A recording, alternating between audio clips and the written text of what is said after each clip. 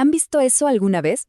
Dos expertos mirando exactamente el mismo gráfico, los mismos números, y uno dice compra, mientras que el otro dice vende.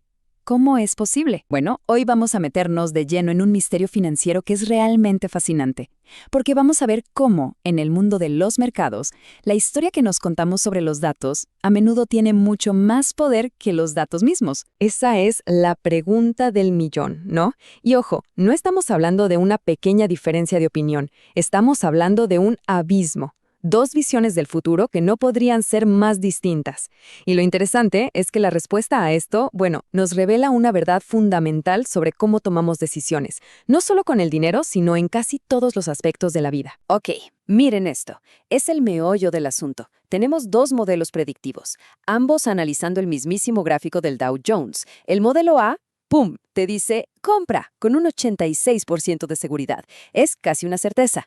Pero el modelo B, usando exactamente la misma información, apenas sugiere que hay un 31% de posibilidad. O sea, la diferencia es brutal. ¿Cómo puede ser? Y no, antes de que lo piensen, no es que uno de los programas tenga un error o algo así. No es un error de cálculo. La raíz de esta paradoja es mucho, mucho más profunda. Es, en esencia, una batalla de filosofías. Dos maneras completamente diferentes de ver al mercado y de intentar adivinar el futuro. Y aquí están esas dos filosofías: pensamiento reactivo contra proactivo. Esto nos lleva justo al centro del debate. Por un lado, tenemos la forma de pensar reactiva, que la verdad es la que usa la mayoría de la gente. Y por el otro, la proactiva, que busca la ventaja en un lugar totalmente diferente. Pensemos en el análisis reactivo. La mejor analogía es esta. Es como si alguien manejara un auto, pero mirando solo por el espejo retrovisor. Claro, le da una vista perfecta y nítida de la carretera que ya pasó. Pero, ¿de qué le sirve eso para ver la curva cerrada y peligrosa que tiene justo enfrente? De nada, ¿verdad?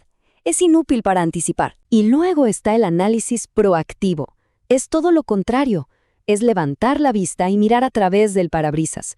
No solo ve el camino recorrido, sino que trata de leer el terreno, de anticipar cómo viene la siguiente curva. Entiende que la historia completa no está solo en lo que ya pasó, en lo que es obvio para todos. Y aquí es donde se pone bueno. Fíjense en este gráfico. El mercado de Nueva York, el que todos miran, solo está abierto un 27% del tiempo, poco más de un cuarto del día. El resto, ese enorme 73%, es lo que se conoce como tiempo oculto. Es cuando los mercados de Asia y Europa están a todo vapor.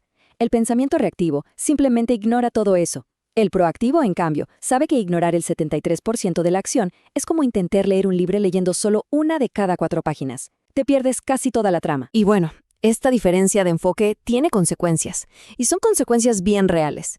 Hay una estadística, una que duele y que no ha cambiado en décadas. Un 80%. El 80% de los traders pierden dinero de forma consistente. Y esto nos deja con una pregunta gigante, ¿no? A ver, estamos en la era de la inteligencia artificial, de los datos en tiempo real, del acceso a todo. ¿Por qué ese 80% no cambia? Si tener más información fuera la solución, pues ya todos seríamos millonarios. Y aquí está, creo, la respuesta más honesta. El problema nunca fue la falta de información o de tecnología. El problema somos nosotros. Es el miedo, es la codicia, es la euforia. El verdadero campo de batalla no está en la pantalla de la computadora, está dentro de nuestra cabeza. No son las herramientas, es quien las usa. Es nuestra propia psicología la que nos traiciona, incluso cuando tenemos los datos perfectos enfrente. Ok, ahora vamos a cambiar de escala. Dejemos al trader individual y vayamos al panorama general, al nivel macro, porque esta misma batalla de interpretaciones, de narrativas, pasa exactamente igual, pero a una escala gigantesca. Y el protagonista es el banco central más poderoso del mundo, la Reserva Federal de Estados Unidos, la Fed. Muy bien, aquí tenemos los hechos, los datos fríos del último anuncio de la Fed. Bajaron las tasas 25 puntos base. El nuevo rango es este, y la votación fue de 9-3. Listo. Parece simple, ¿no? Como leer el titular de un periódico. Pues no, para nada. Aquí es donde la verdadera historia apenas comienza. Porque, como siempre, el diablo está en los detalles. ¿Ven ese 9-3? Eso no es un detalle menor. Un voto unánime, eso proyecta confianza, seguridad. Pero un 9-3 le está gritando al mercado, oigan, acá adentro hay debate.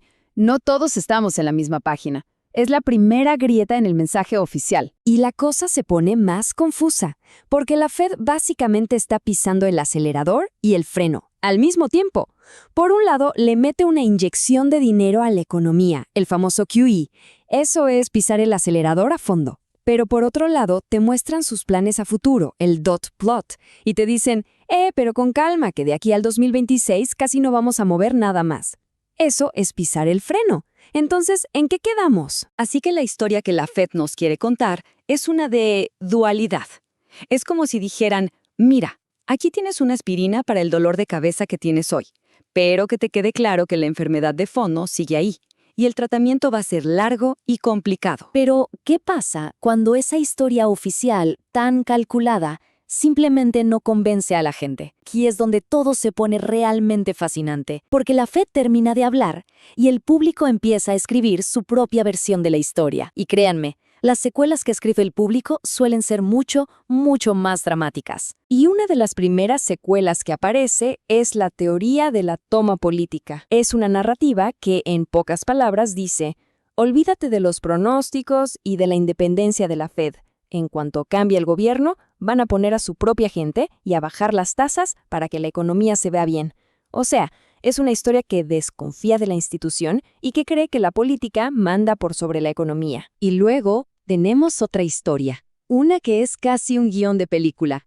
La teoría del reinicio de la burbuja de IA. Esta es más compleja. Mezcla todo, las bajas tasas de interés, la locura por la inteligencia artificial, la economía que es cada vez más cara para la gente normal. Y el final es súper dramático. Todo va a terminar en el estallido de una burbuja gigante, un reinicio que curiosamente se ve como algo necesario para que todo vuelva a empezar de cero. Y ojo, esto es clave. Estas no son solo teorías locas de Internet. En el mundo financiero, las historias tienen un poder real. Si un número suficiente de personas cree en una de estas narrativas y empieza a invertir su dinero basándose en ella, pueden, irónicamente, provocar que esa misma historia se haga realidad. Son como profecías autocumplidas. Bueno, y con todo esto llegamos a la recta final, a la conclusión. Aquí es donde atamos todos los cabos, desde la mente de un solo trailer hasta las grandes historias que mueven a todo el mercado. Entonces, en este mundo donde estamos inundados, ahogados en información, la pregunta ya no es ¿cómo consigo más datos? La pregunta de verdad es ¿dónde está la verdadera ventaja competitiva? Y la respuesta al final parece ser esta. La verdadera ventaja ya no es tener más información. En eso, una máquina siempre nos va a ganar. La ventaja real, la ventaja humana, es tener mejor juicio. Es la sabiduría para saber qué datos ignorar, para entender las emociones que mueven a la gente y para descifrar cuál de todas esas historias que se están contando es la que está ganando. Así que nos quedamos con esta pregunta flotando en el aire. De todas estas narrativas que están luchando por ser la verdad, la historia oficial y cautelosa de la Fed, la historia cínica del poder político o la historia casi apocalíptica de la burbuja y el reinicio, ¿cuál de ellas va a ganar? Porque al final del día, y esto es lo más importante de todo, la narrativa que gane no es que va a predecir el futuro, es que va a ayudar a crearlo.